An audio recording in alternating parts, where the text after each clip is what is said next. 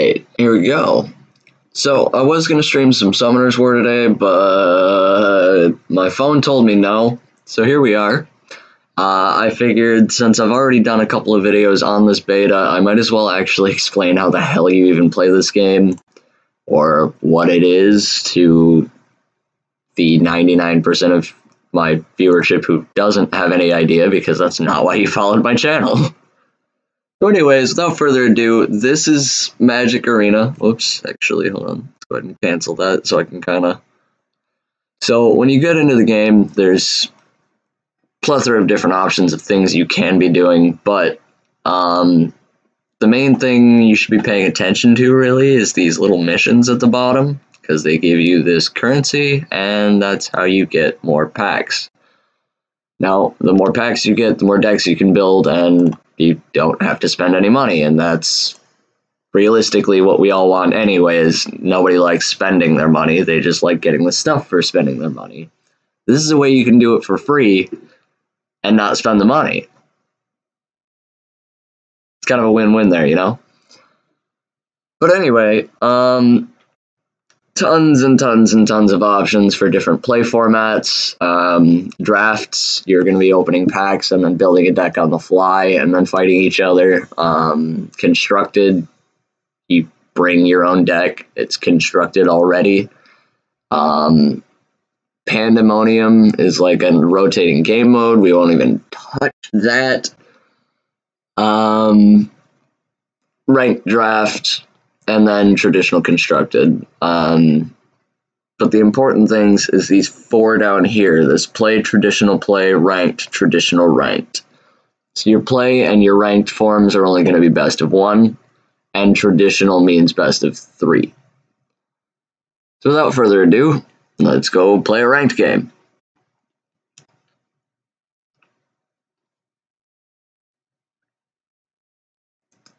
How's it going, Blaster? I should play Apex? You know, you're one of like 6 people trying to convince me of that right now. Alright, so the name of the game here is you can play 1 land per turn. Just 1. Oh, and this guy's of course running the fastest deck build in the game, so I'm not gonna really have too much time to explain things, but you're allowed 1 land per turn. That's why we each played 1.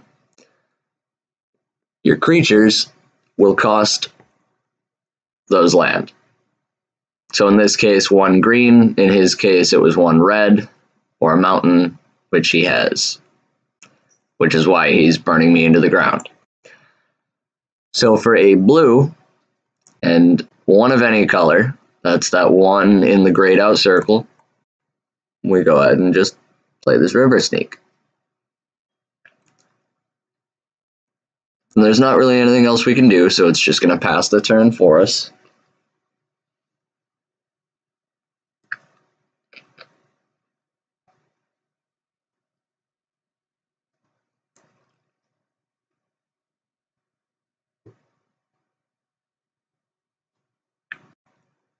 No blocks. I'm not too worried about this game. I'm at the bottom of the diamond ladder, so it won't let me drop down.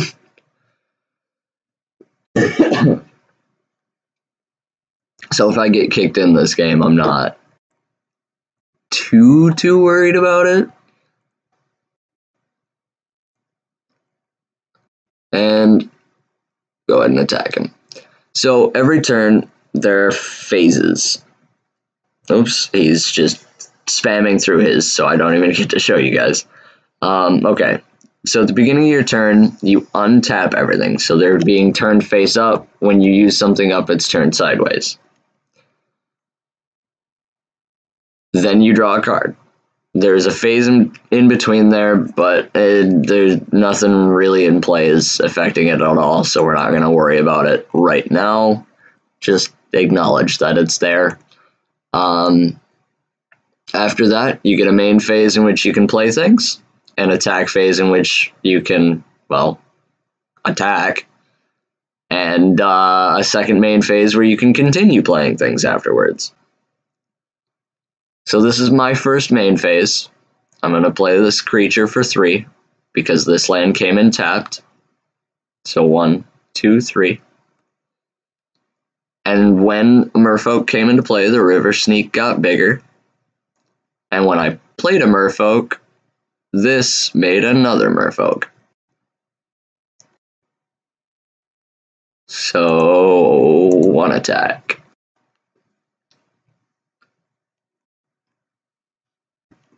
And now hopefully we can start doing stuff back because I have blockers now.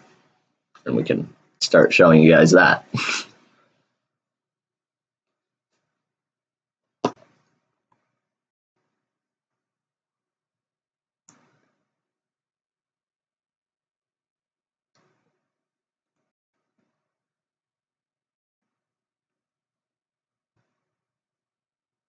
Alright, my turn again.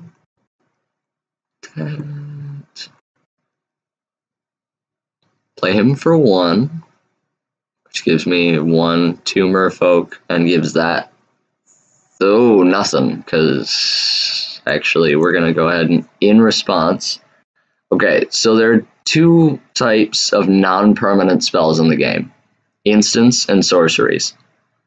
Instants can be played whenever you want, no matter what's already going on. So like these 3 spells already on the stack, I was able to add to it.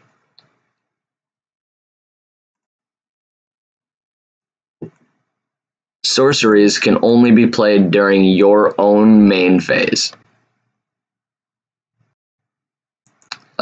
Take that back and that back. We'll just swing with that. So in my opinion, that's what makes sorceries so much worse. Like, instants are much, much, much better in my opinion, especially the way this game has been built versus tabletop. Any method in which you can poke fun at your opponent, I feel like, is just amazing in this. I feel like people are a lot more likely to get tilted over a video game version versus a tabletop where you can actually like see each other's faces and stuff. I know I personally am at times. But I guess I could be alone in that one. And now we attack with everything. And we win. So this is how you play MTG Arena. And actually Magic the Gathering, if any of you have ever wondered how to play that game, you now know. It's honestly, at its basis, as simple as what I just showed you. There are obviously hundreds and hundreds of thousands of different interactions that can happen, and a lot of times you're going to be looking some rules up if you're playing tabletop, versus this has all the rules built into it. It won't let you accidentally cheat. So if one card interacts with another in a certain way, it's going to, and it's always going to in this game. So like, I feel as though MTG Arena has added some consistency to the game that 1v1 Magic and live Magic just is never going to quite have, because, well, unless you're playing in a competitive format or playing with other players who have played on a competitive format, they're not going to have quite the understanding of the rules of the game because they haven't had to adhere to them quite as heavily. And in a lot of cases, especially in the higher ranks of this game, that's all you're running into is people who know those rules well. And if they don't know those rules well, this game forces them to, because, well, I mean, even if they don't know it, it's enforcing those rules. And any triggers, like, you can't forget the God, what was it called? Like, when I had the option to activate abilities on my creatures, it prompted me. In response to everything he did, it gave me the option to do something about it. versus I feel like in tabletop you can almost just get railroaded by your opponent and never get a word in. And because of that, you can lose matches. Like, I have lost matches because some guy was just like, I don't play land, I don't play creature, I don't play... All right, now I've won. What are you going to do about it? I was like, well, 10 minutes ago when you started talking, I was going to counterspell that. But since I no longer have the option to do that, I guess I'm going to pick up my cards. That can't happen here. And you also don't have the intimidation factor of the other person, and especially being a new, especially if you're new to the game, that's a very huge advantage to be able to just not worry about them. My current email, Blizzard, should be in the description of the video. If it's not, I'll drop it in the comments as soon as this stream's over, which incidentally I think we're at the end here now. I don't really have anything else I need to explain about the game. Oh, I do. I lied. I'm sorry, I lied. So if you go to build a deck, you'll note I only have 3 of Johnny's Welcome, or I only have 2 Arrester's Zeal, or yada yada yada. I can use these 3 of Johnny Welcomes in this deck, and in the next deck I want to build, and the following deck I want to build, and the following deck I want to build. You theoretically have infinite numbers of each of these cards, but you can only have a max in the deck equal to the number of them you've pulled.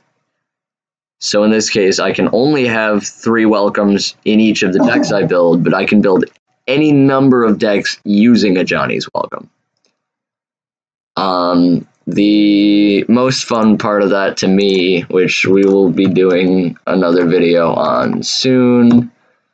Oops, that's not even how you spell that. Right there. So you only have to buy 4 of these with wild cards. Wild cards are things you can get out of packs that you can then craft into whatever card you want. You only need 4 of these, and the very bottom ability there says a deck can have any number of cards named Persistent Petitioner. You only need 4 of them, and you can put that. You can just do this, and it's allowed. I think that's hilarious, because rat decks were expensive when I was trying to make one. Oh, it actually saved that deck. Shoot. Alright. RIP. Anyway, that actually is all I have for you guys, and it sounds as though Blizzard here will be making me a new logo and banner, so stick around for that, because I'm sure it'll be sweet. I mean, look at this one. But yeah, I will catch you guys later. Thank you all for stopping in, and we'll catch y'all later.